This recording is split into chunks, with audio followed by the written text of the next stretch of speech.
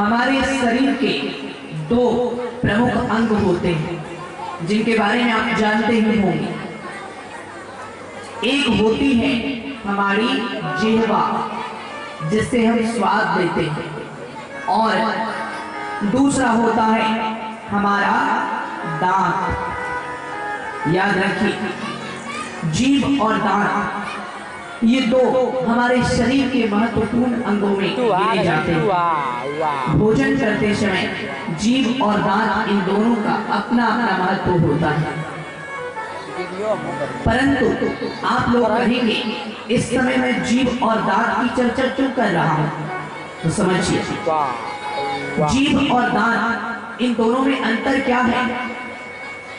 जिह्वा बहुत कोमल होती है, जिह्वा बहुत मुलायम होती है, शक्तिहीन होती है, और दांत बहुत शक्तिशाली होता है।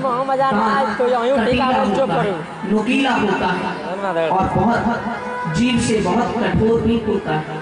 परंतु विचारणीय विषय ये है सज्जनों कि जिह्वा जन्म से ही हमारे साथ रहती है।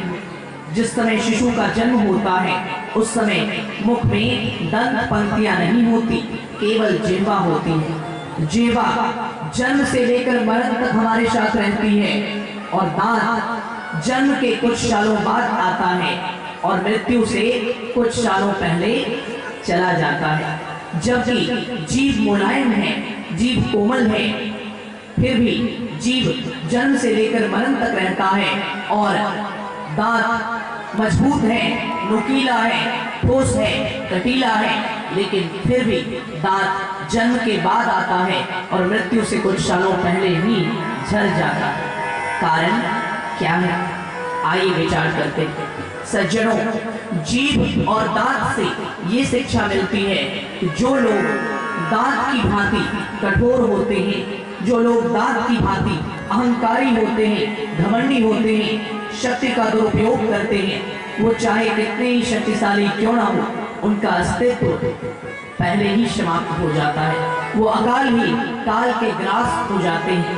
परंतु जो लोग जिह्वा की तरह होते हैं, मुलायम होते हैं, अर्थात हृदय के कोमल होते हैं, दयालु होते हैं, प्रेम रस और भाव से भरे होते हैं, तथा शब्द पर अनुग्रह करने वाले होते हैं, शब्द का हित करने वाले होते हैं, ऐसे विनम्र, कोमल, मधुरभाषी और उज्जवल चरित्र वाले सज्जन व्यक्ति अहंकारी, अत्याचारी, दुष्ट और घमंडी से कभी पराजित नहीं होते। जिस प्रकार जिह्वा अंत तक हमारे साथ रहती है लेकिन दांत पहले ही झड़ जाता है, उसी प्रकार ऐसे सज्जन के सामने यदि दुर्जन कितना ही अत्याचार कर ले, परंतु नियति के द्वारा उसके अत्याचारों का नाश पहले कर दिया जाता है और विजय सज्जनों और मधुर भाषियों की ही होती है। जो जितना कठोर होता है उसका अंत उतना ही भयानक होता है, और जो जितना विनम्र होता है उसका अंत सहज और सरल होता है, और उसके अंत के पश्चात भी संसार में उसका नाम लिया जाता है। इसलिए इस उदाहरण से ये समझो, समाज में दांत की तरह कठोर बनकर मत रहो, बल्कि समाज में जीभ की तरह कोमल और मधुर बनकर जीना सीख लो, आपका कल्याण हो जाएगा।